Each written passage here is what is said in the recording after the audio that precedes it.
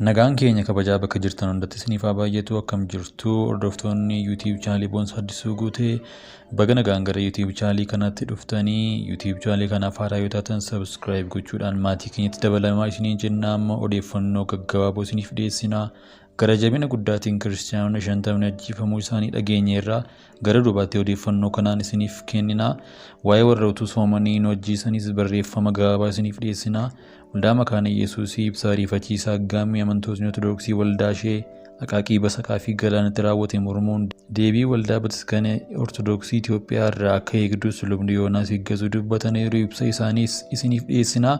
YouTube channel kanaaf haaraa yoo taatan subscribe gochuun maatii keenyatti dabalamaan immoo erga keenya kabajaati. Ibsa pirezidaantiin waldaa Mekane Yesus Itoophiyaa laatan dheeraa yoo ta'e iyyuu akka armaan gadiitti gabaabsinee isiniif dhiyeessina. Guyyaa kaleessaa yookaan gaafa sanbata guddaa Finfinnee fi naannawaa isheetti waldootii keenya irratti aggaamiin miidhuu guddaa ta'e raawwateera. Balaa kanaan amantootni keenya hedduun miidhamaniiru. Dhiigi dhangala'eera, dhiibbaa guddaan xiinsammuu amantoota keenya irra geera, qabeenyi guddaan barbadaa'eera. Aggaamiin kun kan isaan mudate waldoota keenya magaalaa Finfinnee kutaa bulchiinsa Qaallittii waradaa 3 waldaa Mekane Yesus Basaqaa jedhamu kan beekamuu fi inni lammaffaan immoo naannawaa Finfinnee magaalaa Galaan iddoo Aqaaqii Andoodee jedhamutti kan beekamudha. Miidhaan waldootii keenya irratti qaqqabee tasa waan mudate fakkaatu iyyuu adeemsa isaa yoo ilaallu itti karoorfamee waan raawwate fakkaata. Amantootni keenya iddoo isaan walitti qabamanii waaqessanitti lakkoofsaan hedduu kan ta'an amantoonni waldaa Ortodoksii amantoota keenya irratti miidhaa guddaa geessisaniiru. Dhimmicha akka dhageenyetti waa'ee daangaa lafaa irratti akka ta'e ni himama. Garuu biyya seeraa fi heerri keessa jirutti akkas ta'uun irra hin turre. Miidhaa kana eenyutu raawwate? Odeeffannoo nuti qabnuun waldaa Bataskaana Makaana Sillaasee fi hooggantoota isaanii ta'uu hubanneerra. Waldaan Bataskaana Itoophiyaa kana gooteeti taanaan waan sirrii miti. Nuti kana ni mormina. Wanti ta'e kun waldaa Ortodoksii kana bakka bu'a jennees hin tilmaamnu. Waldaan Bataskaanaa kun kan kabajamtee fi waldaa seena qabeettiidha. Nutis ni jaallanna. Mekane Yesus irratti kana ni gooti jennees hin tilmaamnu. Kanaaf waldittii irraa waan eegnu qabnaa jechuudha. Wanti raawwate kun beekamtii waldaa kanaan ala raawwate taanaan waldittiin dhimma kana ifachuu fi mormuu qabdi.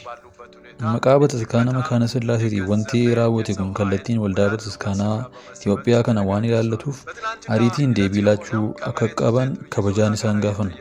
Yeroo itti biyyi keenya rakkoo hamaa keessa dabarsaa jirtu kanatti rakkoo dabalataa fiduun fudhatama kamiin iyyuu qabaachuu hin danda'u.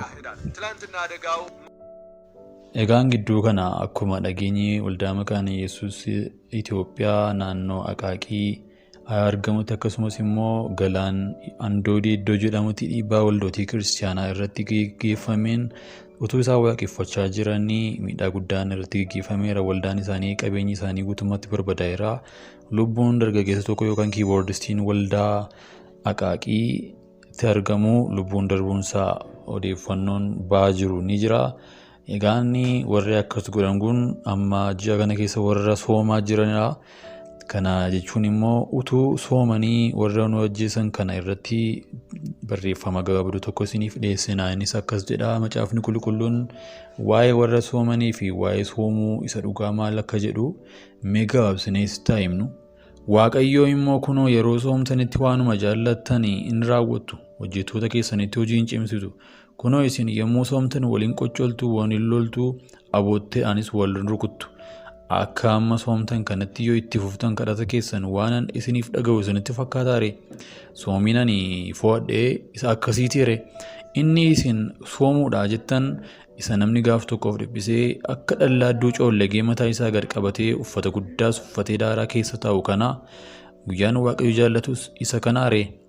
Soomiin ani fo'adhee warra firdii jallaadhaan hidhaman hiikuu, hudhaa waanjoo itti furuu, warra cunqurfaman luba baasuu, waanjoo hundumaas isaan irraa caccabsuu mitiire. Buddeena keessaa warra beela'aniif hiyyeessa olii fi gadi jooruuf iddoo bultii kennuu, isa qullaa ta'e yommuu argitan daara baasuu, warra antii keessan ta'anitti dugda gatuu dhiisuu mitiire. Yeroo kana hundumaa gootanii ifni keessan akka biiftuu ganamaa waliin ba'a. Madaan keessanis dafee deebi'ee hin fayya. qajeelummaan keessan isin dura in adeema ulfinni koos isin booddeedhaan isin in eega yommus isin ana hin waammattu anis isiniif nan deebisa gargaarsa gara kootti in iyyattu anis isin jala nan awwaadhaa isin nama cunqursuu yoo dhiiftan quba namaatti qabdanii jal'ina namaatti dubbachuus yoo dhiiftan isa beeleef nyaata yoo kennitan isa rakkate yoo gargaartan ifni keessan dukkana keessa hin ba'a dukkanni keessanis akka guyyaa saafaa hin ta'a ani waaqayyo yeroo hundaa isin nan geggeessa lafa gogaatti isin yoo nan quubsa namummaa keessanis nan jabeessaa yommus isin akka iddoo dhaaba isa yeroo hundaa bishaan qabu akka burqaa bishaan isaa hin irranne hin taatu isa dur diigame ture hin deebiftu hunda isaa baabiliin keessan kaa'an irrattis in ijaartu isin warra isa caccabe deddeebisan warra karaa isa duude ture tottolchanis in jedhamtu isin guyyaa sanbaatti lafuma hallee dhaquu yoo dhiiftan guyyaa koo isa qulqullaa kanatti fedha keessan duukaa bu'uutti yoo ofgattan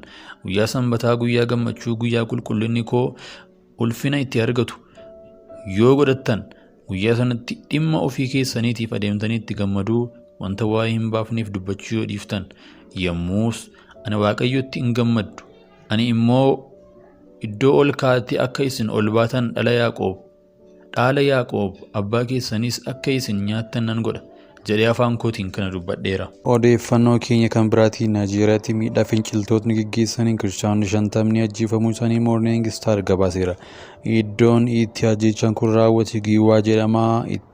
Iddoo itti amantootni kiristaanaa baay'een keessa jiraatanidha jedhameera. Gaafa Maarchi 17 galgala keessa iddoo Giwaa jedhamu kanatti namoota 50 ajjeesuun 100 ol immoo fudhatanii deemuu isaanii beekameera.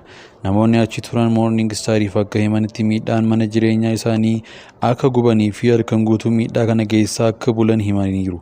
Namoota du'an kana keessaa mucoolii farmooliin akka jiranis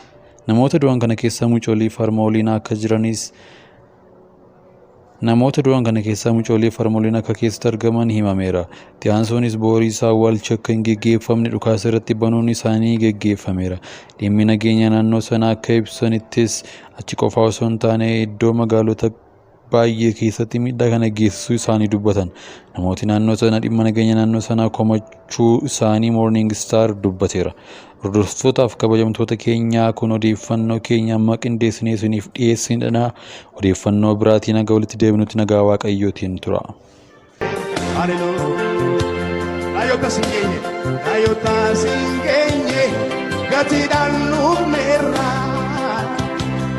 Iganuuf lolee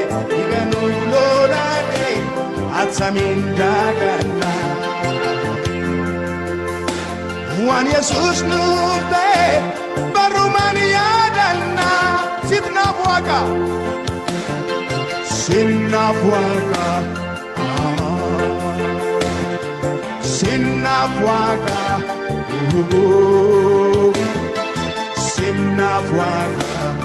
Yesus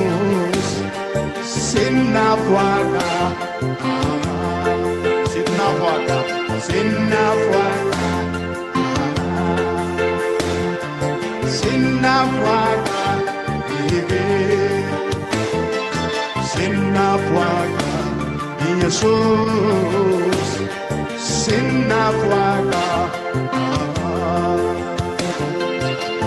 sitnaaf waaqa Waaqa biraa hin qabu. Isa du'a beeku haleluuyaa.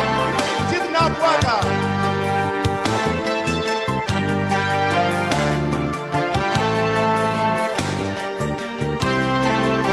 Salphachuu isaatiin ulfina saameera. Laayotaa singeenye gatiidhaan nuufneera. Iganuuf lolee atsamiin daagana waan Yesus nuuf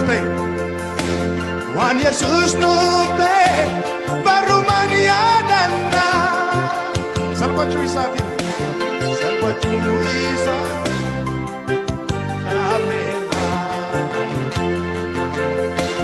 laayotaa singeenye gatiidhaan nuufneera. Iganuuf lolee atsamiin daagana waan Yesus